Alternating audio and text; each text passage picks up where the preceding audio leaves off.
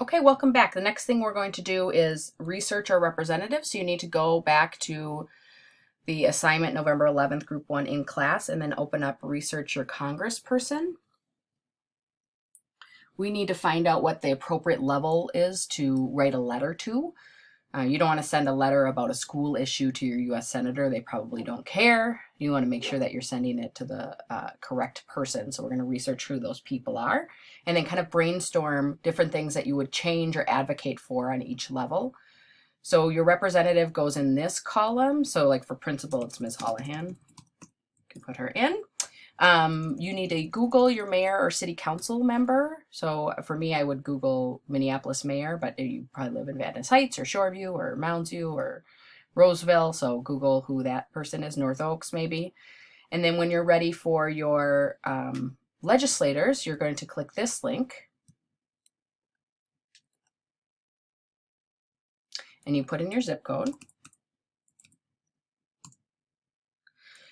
And these are my legislators: Jean Wagenius, Patricia Torres-Ray, Ilhan Omar, Amy Klobuchar, and Tina Smith. You guys will have Amy and Tina as well because they're state people. And then those go in order on your worksheet. You just pop them in here. And then the hard part is thinking about things that you would change on the national state, city, and school level.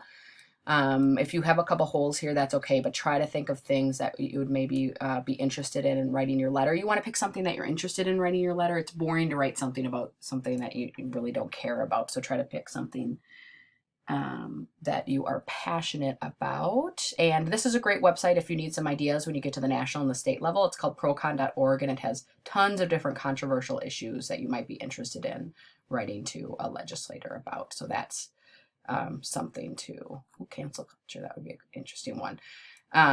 Drinking age, what else? School uniforms, gun control, lots of different minimum wage, lots of different stuff that would be, that gives you good ideas. So go ahead, pause the video, take about 12 to 15 minutes and fill in this chart and then share out as a class some different ideas you have for each of these levels, so that other people can get ideas of some issues that they could talk about. Okay, we're going to take some notes, so take a second and get out your social studies notebook and turn to the next fresh page. I would like you to write Unit 2 at the top of that page, and then on the side for our topic, you can write Manifest Destiny. Talk about what that means today. Okay, so go ahead and pause the video until everybody gets their notebook out, ready to go.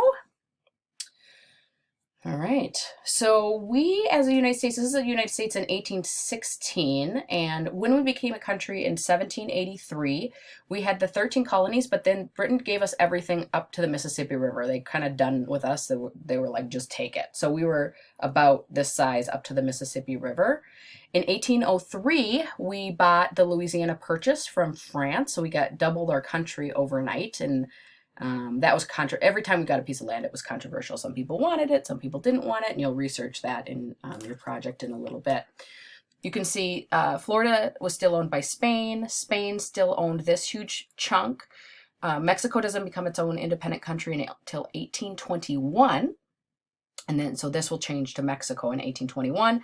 This unclaimed territory up here is going to be claimed by the US and Britain. And remember, we have Native Americans living all over the country, but you have these domineering countries like Spain and the US and Britain coming in and being like, oh, no, no, no, this is our land. Alaska is still owned by Russia. And then Hawaii is still the Kingdom of Hawaii. We dispelled or pushed off the Queen of Hawaii in, I think, 1896 or 1898. Sorry if that date is wrong. And Native Hawaiians are still very upset about what happened and that the kingdom was taken over by the U.S. So Hawaii is the only U.S. state that you can visit a royal palace in. It's now a museum if you'd like to visit. So that's 1817.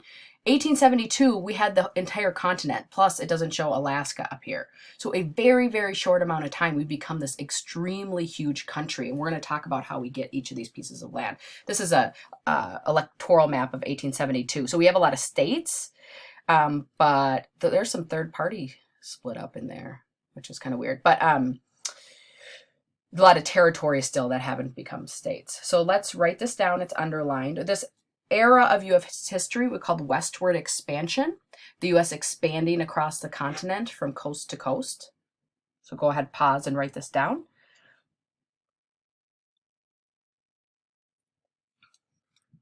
Okay. A lot of this was pushed so fast and so far through this idea called manifest destiny. And it was literally the idea that people felt that the U.S. was destined by their God to become this country from coast to coast, and the U.S. would not be a great country until it took over all this land. So people felt that they were ordained from their God to be able to do this. And so when we start talking about the U.S. getting some of this land, and you study this in Minnesota history in nefarious or bad ways, people justified it was by, well, you know, God has ordained that we should do this, so it's okay. You're going to do a See, Think, Wonder tomorrow with this famous painting. There's a lot in here, but that kind of symbolizes this manifest destiny, this idea that the U.S. was destined to expand westward. A couple of words that we don't use in our everyday life that we're going to write down. One was, somebody told me they play Civilization, so they know these words. But if you don't play Civilization, annexation is one. Annexation means to take land. So when we talk about the Texas annexation, that's when the U.S. took Texas. Texas is an interesting case. Some of you will study Texas specifically. Texas, this whole area was owned by Mexico, and then you had American immigrants who decided they wanted to farm in Mexico, or in the Texas area. So they swarm into Texas. They are first upset. Mexico gets rid of slavery really early, so they're first upset they can't use slaves. Another big beef that they had was that the government was far away in Mexico City, and the government spoke Spanish. And these were illegal American immigrants flowing into Mexico. They weren't even supposed to be there. They were complaining about the language in the country they moved to, which is interesting. So Texas ends up having these battles, and it becomes its own independent country for 10 years. And then it becomes a U.S. state. So that's an interesting story. And then the other word we don't use very often is called cession. To cede something means to give something up. So at the end of the Mexican-American War, we get this huge chunk of land called the Mexican Cession. Mexico gave it up, but really, you know, we took it. Okay.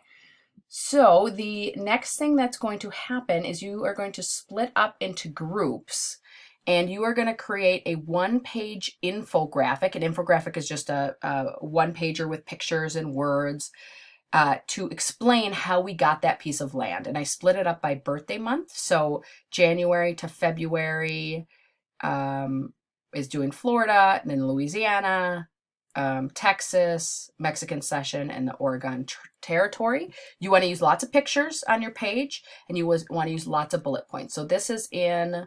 I'm going to create this assignment right now for you. Let's see, it's going to be called Manifest Destiny Land, and this won't be due till next week. You'll just start it today, and then you will finish it off on Flex Friday. I'll give you some time on Flex Friday to finish it off. Group 1 in class, infographic, make a copy for each student. It'll be due on Monday. Okay, perfect. So I'll open this up and show you what this looks like.